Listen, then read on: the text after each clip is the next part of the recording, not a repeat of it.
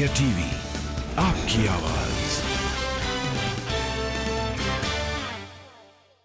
तो आपकी 3 दिन की विजिट थी ऑस्ट्रेलिया, कितना सक्सेसफुल आपको लगता है हुई है? मुझे लगता है ये 3 दिन बहुत ही बेहतरीन गए हैं।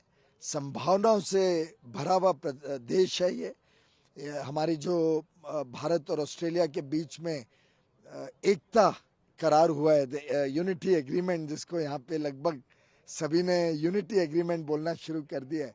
ये अपने आप में एक बहुत बड़ी पहल है भारत और ऑस्ट्रेलिया के बीच में व्यापार बढ़ाने की। सेवा क्षेत्र में भी बहुत सारे बढ़त होने की संभावनाएं बन गई हैं। पर्यटन के क्षेत्र में, और पर्यटन से तो बहुत बड़े पैमाने पे नौकरियां भी जाहिर रूप से बनेंगी। उसमें भी यहाँ पे बहुत आकर्षण है भारत के प्रति। क्रिकेट हम दोनों देशों को नज़दीक लाता है।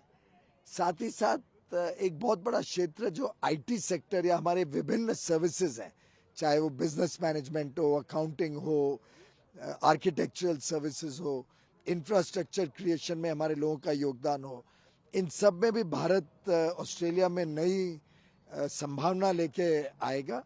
मुझे लगता है दोनों देश के बीच में व्यापार भी बढ़ेगा, सेवा क्षेत्र में भी वृद्धि होगी, शिक्षा में हम दोनों एक दूसरे को मदद कर सकते हैं, दोनों के लिए लाभ होगा।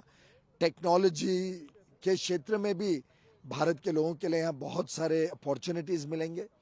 यहाँ से जो मिनरल्स वगैरह भारत में आएंगे, उससे भारत में बने हुए सामान को और स्पर्धा में कॉम्पिटिटिव होने में सफलता प्राप्त होगी। तो मेरे हिसाब से ये एक दोनों तरफा इसके बहुत बड़े बड़े परिणाम और लाभ मिलने की संभावना है।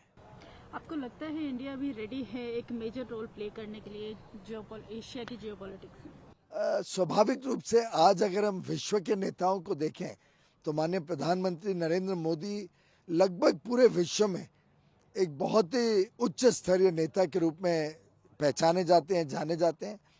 आज जो नेता अलग अलग देशों को नेतृत्व कर रहे हैं, उनमें से शायद सबसे सीनियर आज प्रधानमंत्री नरेंद्र मोदी जी हैं। सभी देश उनके तरफ देखते हैं कि वो विश्व स्तर पर एक अहम भूमिका निभाएं, लोगों को जोड़ने में, लोगों को साथ लाने में। और माननीय प्रधानमंत्री जी का जो आदर सम्मान है, जो हमने G20 की मीटिंग में देखा, COP26 में देखा, अलग अलग फोरम्स पे जिस आदर सम्मान के साथ माननीय प्रधानमंत्री जी के प्रति जिस उत्सुकता के साथ लोग उनके साथ एंगेज करना चाहते हैं, बातचीत करना चाहते हैं, वो वास्तव में हम सब के लिए बहुत गर्व की बात है। आपको लगता है कि इस ट्रेड डील से टूरिज्म दोनों कंट्री में बढ़ेगा? दोनों देशों का एक बड़ा लंबा इतिहास है। दोनों देशों में सांस्कृतिक धरोहर बहुत अहम है, और मेरा मानना है कि दोनों देश के लोगों में एक दूसरे के प्रति एक आत्मीयता की भी भावना है और नई चीज़ें देखने की भी भावना है। भारत से भी यहाँ पे लगभग 7 लाख लोग काम करते हैं जो समय समय पे अपने घर, अपने वतन जाना चाहते हैं। साथ ही साथ भारत के लोग भी ऑस्ट्रेलिया आके नई चीज़ें, यहाँ के वाटर स्पोर्ट्स, अलग अलग चीज़ों का लाभ और स्वाद लेना चाहते हैं।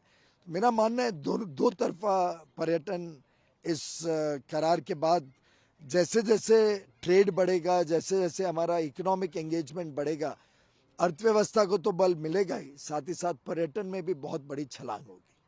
आपको लगता है पर्थ से इंडिया की डायरेक्ट फ्लाइट शुरू हो सकती है? आज सुबह हमारी चर्चा हुई जो क्वांटस एयरवेज है ऑस्ट्रेलिया की, उसके एमडी और सीईओ के साथ, और अच्छी चर्चा हुई है। आज ही उन्होंने सिडनी से डायरेक्ट फ्लाइट बेंगलुरु, जिसको हम silicon valley of the east, एक बहुत बड़ा आईटी के क्षेत्र में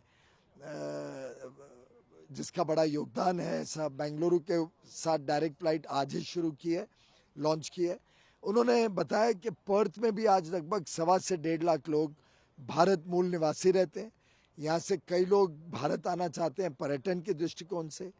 भारत से भी कई लोग पर्थ में आना चाहते हैं पढ़ाई करने, पर्यटक के रूप में व्यापार करने।